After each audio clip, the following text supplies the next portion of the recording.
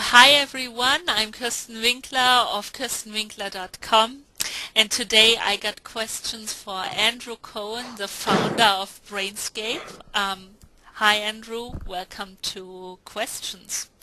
Then, as I have never interviewed you before, with your company, just very briefly, like in a one or two sentence statement, what do Brainscape do? Brainscape helps people learn things faster using an optimized flashcard repetition algorithm that you can access online or on your computer and access content that we have through a marketplace or create and share on your own. Mhm. And then, we hear constantly more and more about flashcard learning, spaced repetition. What's your take on that this particular segment of the big online education market is so, on the one hand, competitive, on the other hand, also so interesting that many founders say, okay, I want to be in that space?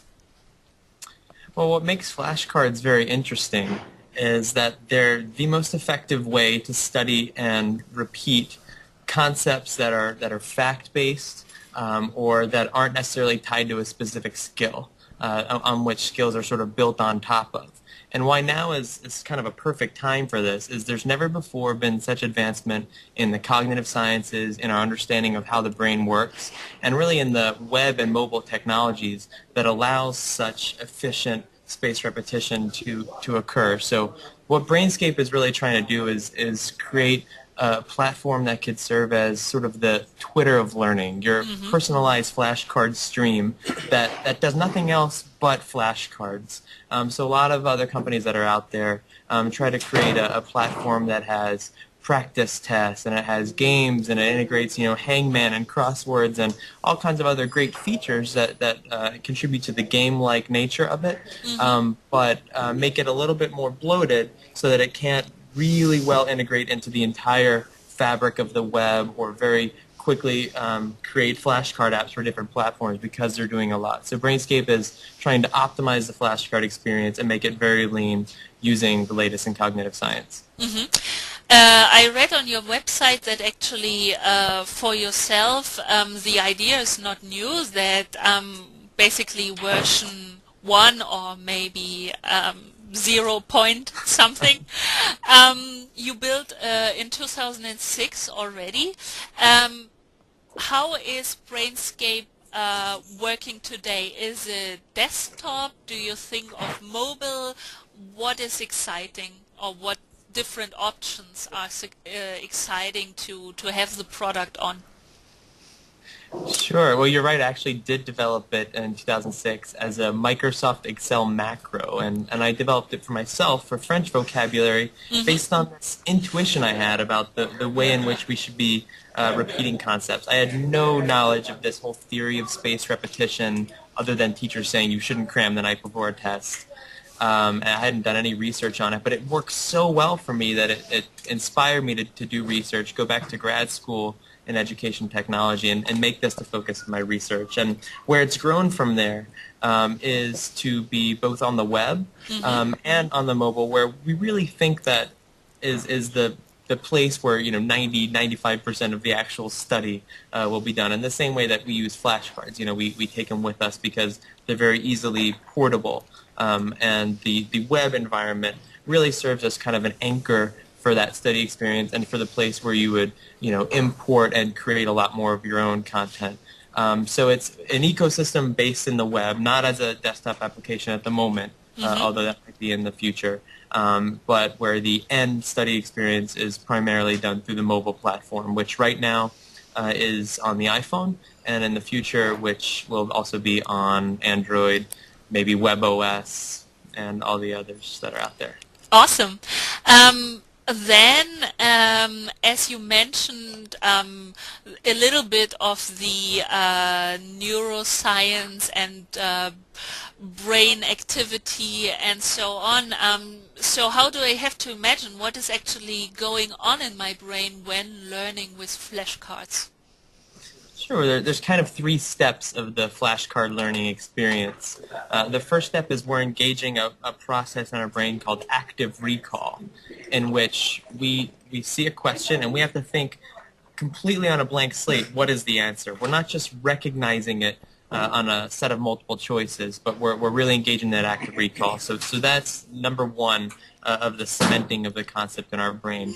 Number two, as we see the answer and we compare what we see with what we thought was the answer, we're using a mental process called metacognition, or sort of the thinking about thinking, the reflection of how well did I really know this? Was my answer the same as this?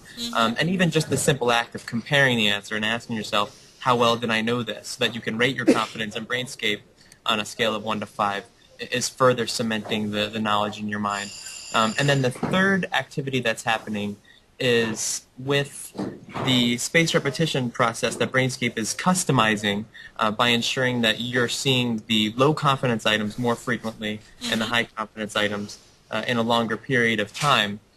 We are maximizing that active memory potential as the forgetting curve drops off steeply for things that you don't know really well. We're making sure that before it's so fully forgotten that memory trace is gone in your brain, we're reactivating it and giving it that perfect little nudge just when it's needed. And it's been shown actually by several hundred studies on space repetition and expanding recall that are out there that the perfect interval of time before repeating something is the longest amount of time before which you would have otherwise forgotten it.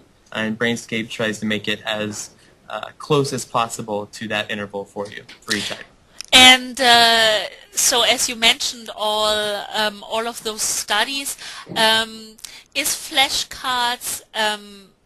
I mean, I think, or I believe it's currently set to be one of the most effective or efficient methods, actually. Do we know enough about what is actually going on in our brains to say that's also the method we will be learning with in the future, or is that too much of a future talk? So is flashcards just the thing of the moment, or do you think it will stick and will be really the thing or one of the things in the coming years? Sure, that actually brings up a few important points. One is that I don't think people should be learning with flashcards at all. I think people should be studying with flashcards. So if you, for example, are learning a lesson on Spanish fruits, ideally you learn that lesson on Spanish fruits in a grocery store, identifying items in Spanish. Or if you're in a classroom, maybe doing a classroom skit with other students where you're learning about fruits. But the thing is, you're not guaranteed to remember everything, even if you do learn it in a constructive environment, or might not be guaranteed to learn every individual fruit that you might do in a skit or in a grocery store. So the flashcards are a supplement to that really is the most effective method of doing it. And what makes flashcards now with all these technologies so much different than the flashcards we grew up with on the 3x5 index cards is that you're able to integrate different types of multimedia that substitute or supplement that information. So you could have images on there. You can have sounds that refine the experience. You could have like Memrise. They have these animations where you have the Chinese symbol and it'll like kind of go back and forth to some kind of mnemonic that helps you remember it, which is really great. You could have videos in there. Anything that could really be broken down to its bite-size learning and repeated in that bite-size format. Is just so much more portable now than it's ever been before. But even despite all that, the studies show that as important as mnemonics might be, as important as animations might be, as visuals and other types of multimedia, more important than anything is just the interval of time between the repetitions. So if you can combine all those things together, anchored in confidence-based repetition, then you're truly optimizing learning and helping it become a learning stream that anybody can use and benefit from.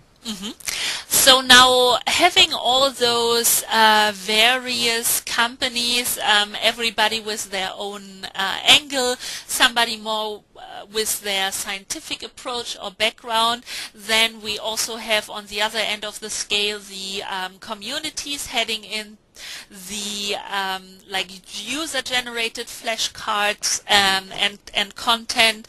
So where do you position yourselves actually? Do you want to be like students in a free market use you, or is it more on a college university level?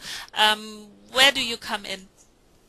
That's a really great question, and it's something that, over the 2 years that we've been really playing with the business, that we've pivoted on so many times to try to find the right place between premium content and user-generated content, or kind of retail, just anybody in the world, or really focus on kind of schools and teachers and institutional sales.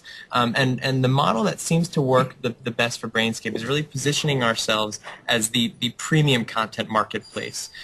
So if you type in SAT, you're not going to find 10,000 SAT decks like you do on flashcardexchange.com or maybe Quizlet. Each of which might have 100 cards here, 50 cards here. There's overlap. You have 5 stars on one deck and like 4 stars on another deck, but there's twice as many cards. How do I know which one's better? Yeah. Brainscape provides these things in a curriculum, broken down into decks for sure, but something that you feel comfortable knowing. I'm gonna acquire this once, perhaps pay for it once, but know that I'm going to get the best experience, the best flashcards, with the best organization created by the best people, and deliver it to myself in the most efficient way possible. And through that grouping that we do and spend the time and resources to do, we can also then package that into a very convenient app and offer that as an app on the App Store, which is really kind of the acquisition ecosystem that seems to be more and more the way that people are searching for learning content. So right now we've got 22 individual apps on the App Store, that each of which represents a set of eyeballs coming into the system. Whether people want to learn about wine, whether they want to improve their vocabulary, or whether they are studying for the SAT or Spanish, and that brings people into the Brainscape ecosystem. And as we really refine that portal to synchronize better with the website. Even if you just typed in GRE and found Brainscape, which for right now, by the way, we're #1 if you type for GRE on iTunes out of about 300. Congratulations, yeah. That's great. But even if you just discovered us for GRE, suddenly now, boom, you're in the Brainscape playpen. You see all the other stuff that we have. You can acquire it for 99 cents, know my national capitals or my world leaders, so I don't look stupid at the next cocktail party, and really kind of have Brainscape become your premium content platform. In your opinion, and also taking the existing portal into consideration, is flashcard learning for you a personal experience, or do you think that I hear from other sites, I hear more and more about social and community coming in? Do you think that's also an option for the coming months for you? Absolutely. We're working on a lot of social features right now. To be a social flashcard platform, you don't necessarily have to have a huge marketplace of user-generated content. There's a lot of other ways to be social. Social in the flashcards you create for yourself, obviously, and share with a small group of students, which you can do. And social in the way that you're communicating about those flashcards. So for each card, you could suggest an edit to the editor, or even edit each other's flashcards, sort of like a flashcard wiki, where we're adding features such as a user profile, so you can click on a user, see all their other interests, see who their friends are, who they're sharing content with, what they're studying. If you're a teacher, to be able to group students into a course, and then eventually kind of see progress of the students, see who's been studying for how much, and what each of their progress are, to really figure out where your class's weak points are, what subjects that they're having the most difficulty with, and also social in the group discussions. There'll be a group discussion around, say, just Spanish if you're in Spanish, but you can also create group discussions that might not be tied to a certain content area, but might be something interesting that people want to talk about, whether it's on the Brainscape website or whether it's on another forum that's tied to us, such as Facebook. And within the next couple of months, those things are going to be rolling out, and we hope that those things will continue to increase our momentum beyond the 100,000 users that we've already gotten to this point. Awesome. So then I guess the last question would really be around, I mean, from your previous answers, I deduce that you really want to keep the product focused and somewhat tight. And then is basically for yourself, yeah, give me your take on that. Is flashcard learning, like for some people, really more like an important but anyway only feature to have in a bigger product or service, or is it really a company in itself? Well, it's certainly a company in of itself. I think the question is flashcard learning the only way that you'll be learning, and absolutely it's not. I mentioned before how flashcards can be a complement to classroom activities, but flashcards could also be a complement to other educational software that you're using. Voxy is a great example. I think learning a language through real-life news articles is fantastic, and we've actually talked to them about having the ability to tag new words you're learning in there and then study them in Brainscape and really be partnering with other solutions like that. Maybe with a big test prep company, maybe with other types of language learning company or textbooks in which you're learning in a more interactive environment and more real-world environments, but you're studying using something like Brainscape. And so maybe as it's plugged into those different websites, it's a feature for them, but for us, it's a company itself, and this is what we focus on because we do just flashcards, and that's the only feature we have. We think we can be the best ones because we focus on one thing. And we're always I would agree, doing one thing but really, really well, and then also to keep the focus. Okay, so we will from Brainscape we see, and we will only see flashcard or a flashcard service, right? For the foreseeable future. Okay. Then last question, giving you a little bit of a platform. Viewers interested in getting in contact or knowing more about Brainscape, where or how should they get in touch with you? Check out our website, www.brain-scape.com. Yeah. I know I hate the dash too. We're working on that. I hate the dash, yes. But maybe, no, not I hate it, but it makes it a little bit more complicated, but maybe as soon as some revenue or maybe also funding, there will be options, I suppose. So, yeah. We are earning revenue, but if you Google Brainscape, we dominate the Google research results. Yeah, definitely. You can also find us on Twitter at Brainscape, no hyphen. You can find our blog, which is going to Brainscape and clicking on the blog. Or you can email any of us individually. If you want to talk to me, send me an email, acohen@brain-scape.com. I love talking to potential partners, customers, users, or anyone that just has smart ideas or maybe wants to work with us. Awesome, Andrew. So thank you so much for coming on Questions today and giving us your opinion on the market in general, and also on the development of Brainscape. To finish with, what can we expect from Brainscape, let's say, within this year? Where do you want to be, ideally, at the end of this year?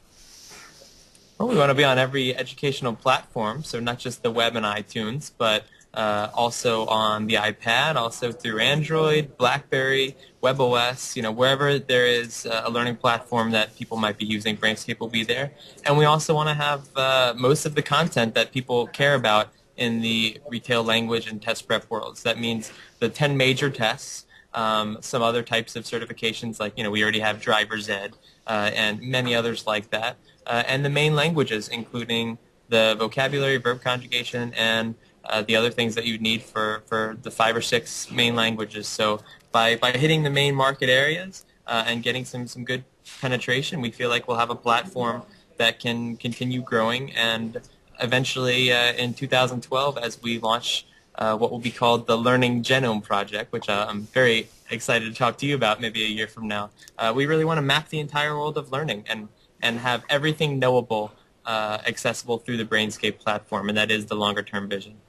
Sounds really exciting, and well, today for the next steps, the best of luck for you and the team, and yeah, keep up the good work, and hope talking to you about either Brainscape and of course the bigger vision then in some months or yeah, in the future to come. Thank you Great. very much, Kristen. Thank you, Andrew.